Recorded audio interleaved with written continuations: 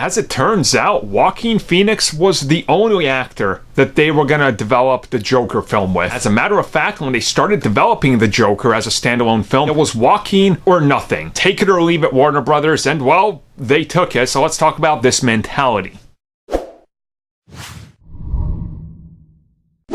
And as always, before we get into this, if you guys like the content, like, subscribe, and hit the notification bell. Now, what I like is hearing these stories of how a lot of these films and concepts came to be. The Joker is certainly an interesting one. Can you imagine being a director, being like, walking into Warner Brothers, you're like, look, I see what you're doing with that Zack Snyder shared universe thing. What I want to do is take no money and go make a movie that's not connected to anything with a brand new actor starring as that actor's character. That's kind of insane, right? That's not Hollywood. That's not traditional. What you do, but that's what they did. They trusted Todd Phillips with this. And as he's been hyping up the Joker, he said that when he originally came up with the concept, the idea behind it, when he was sitting there talking to directors, like talking to Scorsese, for example, in his mind, it was Joaquin or nothing. He was the one that they approached, the only one ever considered for the role, and if he didn't take it, this film was not gonna happen. It was down to him, and he said they specifically wrote the script with him in mind, his abilities, his range, and how they pictured his character would move forward throughout the film. And this is just kind of a cool story, right? Because it's never really done like this. You don't typically do something like this, at least to this